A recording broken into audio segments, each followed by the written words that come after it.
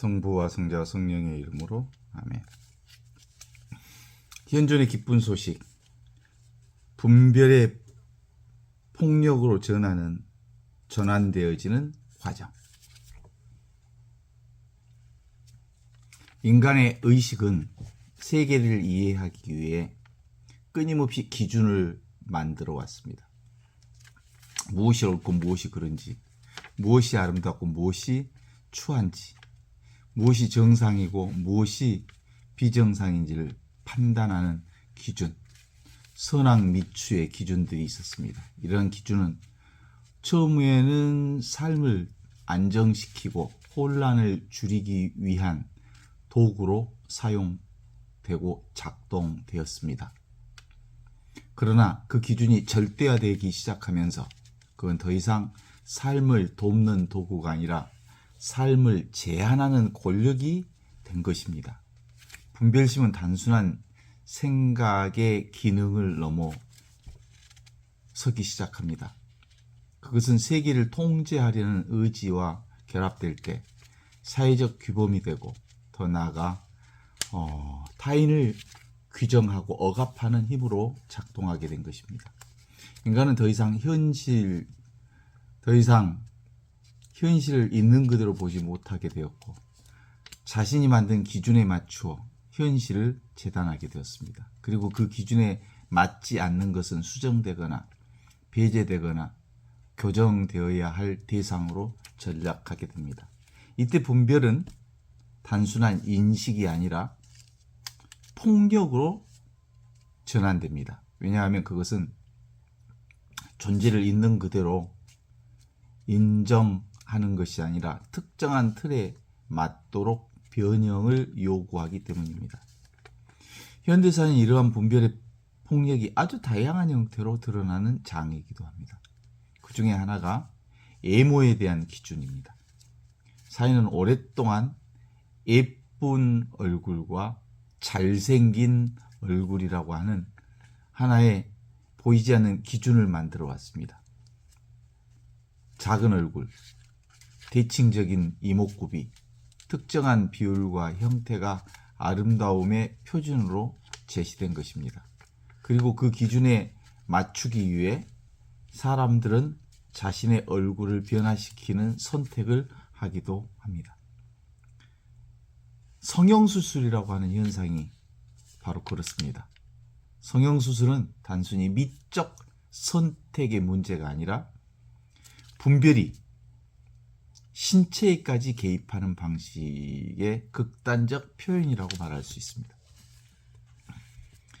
외부에서 만들어진 기준이 자신을 맞추기 위해서 얼굴을 깎고 늘리고 재구성하는 과정 속에는 있는 그대로의 나보다 기준에 맞는 나, 더 가치 있다는 무의식이 작동한 것입니다. 이때 몸은 더 이상 생명의 자연스러운 표현이 아니라 수정되어야 할 대상으로 인식되게 됩니다. 또 다른 예는 성별에 대한 사회적 분별입니다. 남자는 바지를 입어야 한다는 규범은 한때 강력한 사회적 기준으로 작동했습니다. 이 기준은 단순한 복식 규정이 아니라 남성성과 여성성을 구분하고 각각의 역할과 표현을 제한하는 구조로 이어졌습니다. 그 결과 개인은 자신의 취향이나 감각보다 사회적 시선을 우선하게 되었고 옷은 표현의 자유가 아니라 규범의 도구가 되었습니다. 이러한 분별은 겉보기에는 사소한 문화적 규범처럼 보일 수 있습니다. 그러나 그 내면으로 깊숙하게 들어가면 이렇게 되어야 한다는 강한 강제가 존재합니다. 그리고 그 강제는 반복될수록 자연스러운 질서처럼 받아들이게 되어지며 결국 사람들은 그것을 의심하지 않게 됩니다. 분별은 이렇게 일상 속으로 스며들어 보이지 않는 규율을 만들어냅니다. 문제는 이러한 분별이 단지 개인의 선택을 제한하는 수준에 머무르지 않는다는 점입니다. 그것은 인간 존재 자체에 대한 인식을 왜곡합니다. 사람은 더 이상 존재로서 이해되지 않고 기준에 부합하는가가 여부 평가가 됩니다. 그래서 존재는 사라지고 평가만 남습니다. 이때 사회는 점차 폭력적인 구조로 변합니다. 물리적 폭력만이 아니라 존재를 특정 기준에 맞추도록 강요하는 모든 구조도 폭력이 됩니다. 왜냐하면 그것은 생명의 다양성을 인정하지 않고 단일한 틀로 환원하기 때문입니다. 이러한 분별의 폭력은 결국 인간의 내면까지 침투하게 되지요. 사람들은 타인을 평가하는 동시에 자신을 끊임없이 평가합니다. 나는 충분히 예쁜가? 충분히 정상인가? 충분히 성공적인가? 그 결과 인간은 타인의 시선 속에서 자신을 지속적으로 재단해가면서 살아가게 됩니다. 이것은 외적인 통제가 아니라 내면화된 통제가 됩니다. 그러나 지금 여기 이 순간 살아있는 하나님의 현존은 이러한 분별 구조와는 전혀 다른 방식으로 존재합니다. 하나님의 현존은 어떤 기준에도 종속되지 않습니다. 그것은 조건을 충족한 존재에게만 드러나는 것이 아니라 모든 존재 안에 이미 충만하게 자리하고 있습니다. 꽃이 피어나는 모습 속에도, 상처 입은 몸 속에도, 사회가 가치 없다고 규정한 것 속에도 동일하게 현존합니다. 하느님의 현존은 비교하지 않습니다. 위계를 만들지도 않습니다. 평가하지 않습니다. 그것은 단지 존재하는 모든 것을 있는 그대로 품고 있습니다. 예수님께서 보여주신 삶 역시 이러한 현존의 방식이었습니다. 그는 사회가 부정하다고 규정한 사람들, 죄인이라고 불리는 이들, 배제된 이들과 함께 머물렀습니다. 이는 단순한 윤리적 포용이 아니라 분별 이전의 존재를 보는 방식이었습니다. 그는 사람을 기준으로 보지 않고 생명으로 보았습니다. 비이론적 영성 관점에서 보면 분별은 현실의 구조가 아니라 의식의 작용입니다. 현실은 본래 나뉘어져 있지 않습니다. 언제나 인간의 생각이 그것을 나누고 그 나눔을 현실로 믿게 만듭니다. 이때 분별은 단순한 인식이 아니라 세계를 구성하는 틀이 됩니다. 그러나 이 틀은 고정된 진리가 아닙니다.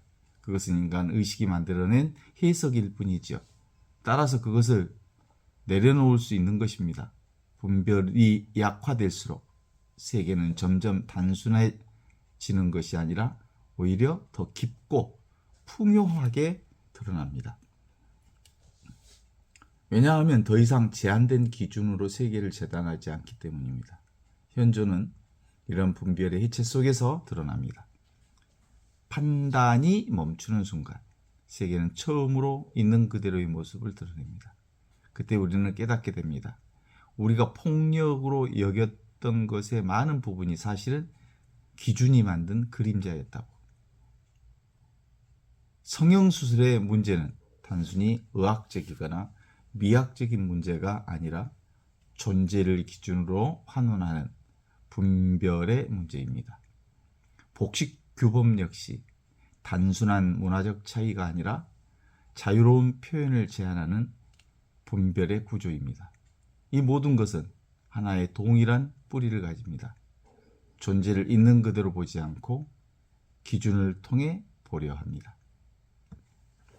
그러나 존재는 기준을 필요로 하지 않습니다. 존재는 이미 완전합니다. 하느님의 현존 안에서 모든 것은 이미 받아들여졌습니다.